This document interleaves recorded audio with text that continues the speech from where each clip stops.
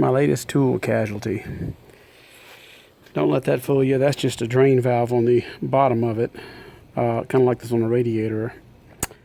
And you twist it in because condensation builds up in here. And as you can see, that water is very muddy. It's a drain valve to get all the water out of it. But I got this thing as a wedding gift, I think, 25 years ago. And this is the first issue I ever had with it. Manufactured in Ohio. The motor was manufactured in St. Louis, Missouri. So, you know, this is back when all components were made in the U.S. Now, I do not know if this pressure valve was made. It says made in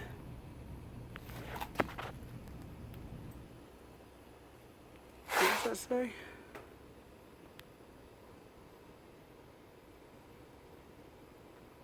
Mexico. All right, so this is actually the part that failed. So other than scrapping the whole system, I think I can just buy this piece here. Now the only issue I ever had with this thing is that this muffler would rattle, so I got this piece on it, but this clamp to keep it from rattling, but this thing literally has been used quite extensively for 25 years. Wonder if I got the manufacture date on this thing. Let's see here. 1999. So what is that? A little over 20 years. So what this thing's doing is that it failed to turn off. I noticed it didn't turn off, and in fact this overflow valve, I tapped it and this is your high pressure relief valve. It must have been stuck, and it finally, this gauge was pegged, so this thing would turn into like an atomic bomb if that piece didn't work, and it did not work. It failed, and internally this failed too. It kept it on and did not turn off at the proper pressure. It's supposed to turn off around 125 or 130 psi, somewhere around there. 125 maximum according to this. They don't make this exact one anymore, but Campbell-Hausefeld makes a replacement, and I'm not going to put another brand on it because when you're dealing with this is a safety issue. I'm going to spray it down with some PB Blaster because this has never been taken apart. At least the majority of it hasn't.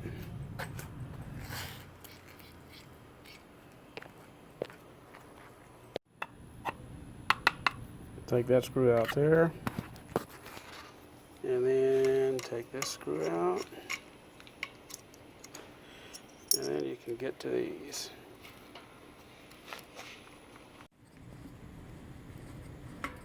Got to take that off so you can turn this around to unscrew it.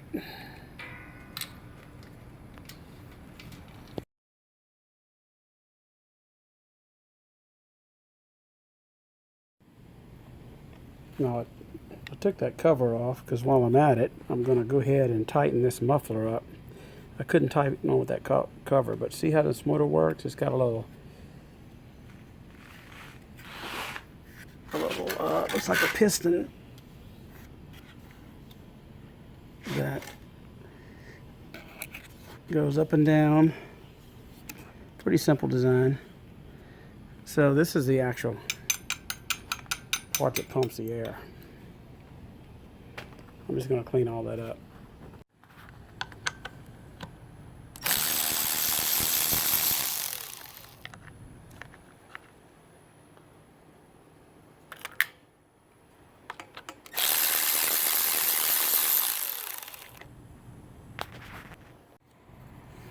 This part's been loose for years, so I'm going to take that out, put some Loctite on it, and tighten it up.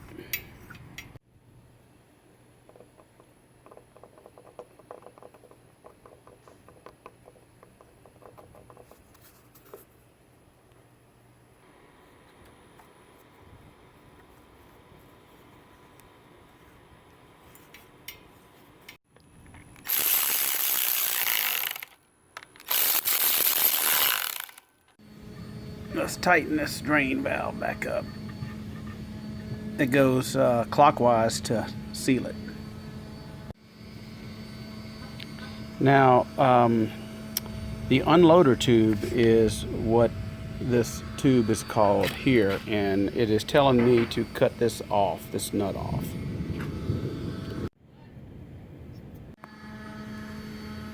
Okay.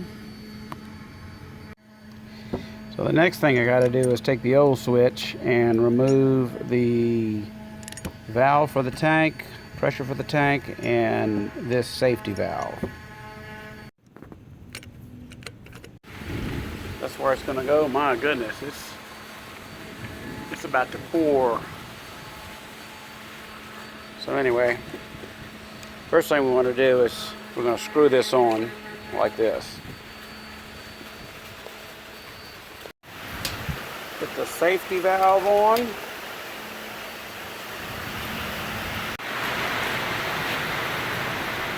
Just what we need.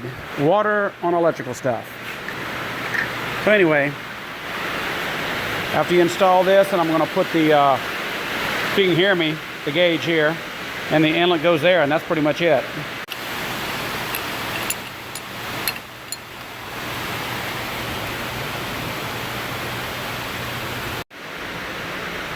Make sure you get all your threads clean of any residual sealant. This one's going to go in here. Put some sealant on it.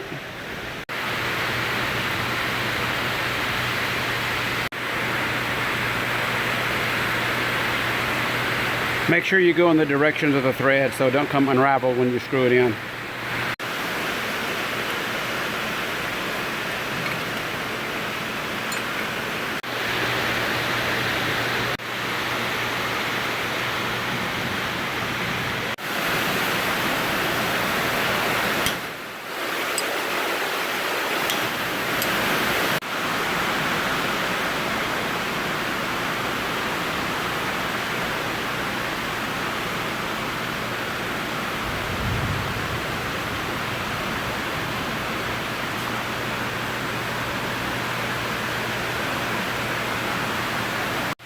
Now, according to the directions, this just plugs right into here. So let's see. Hopefully I got enough room. There's the wiring diagram. The directions say to use the strain relief that most resembles the original one. Well, so let's take a look. The strain relief that most resembles the original one, I guess, is this one here. So we'll use that one.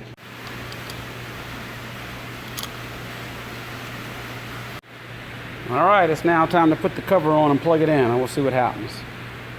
Now, before I do, look how little that little bitty piece is.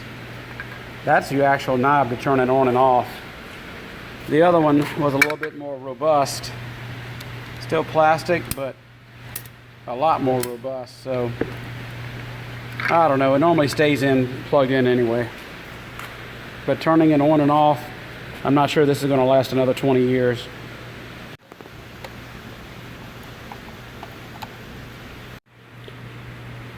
I forgot something. There's no plug. I forgot to wire the plug into it. All right, according to this, the line goes on the top and the motor goes on the bottom. So, let's see. This is the motor, and that says line. So, whoops. That's gonna have to go down here. And this is gonna have to go down there. And this looks like we'll have to go here. That's the line. And here. And then I need to put that ground back. All right, now that should do it, I hope. Either that or it's going to blow up. All right, it's plugged in. First step, didn't blow up. And here we go.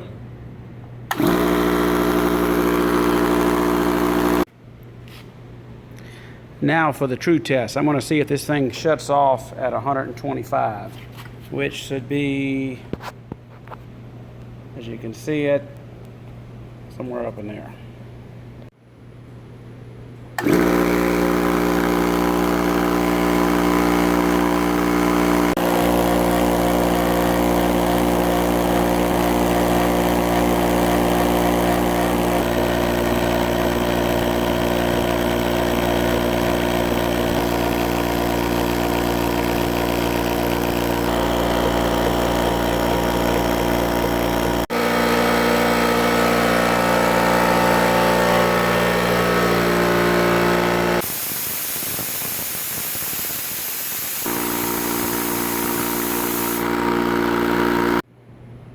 Okay, well, it worked. Didn't blow up. Whew.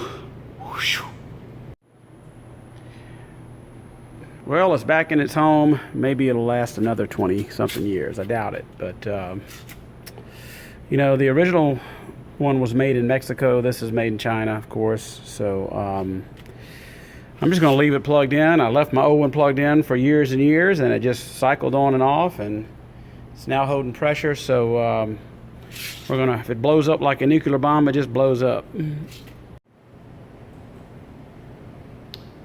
Well, I didn't have any tool casualties on this repair, but the tool casualty was the tool. So for about $40, you can fix this. A lot of people would just throw these compressors away, but you know, a new one like that is going to be a couple $100. So, you know, spend 40 bucks, a little time working on it, and hopefully you can get a few more years out of it. Thanks for watching.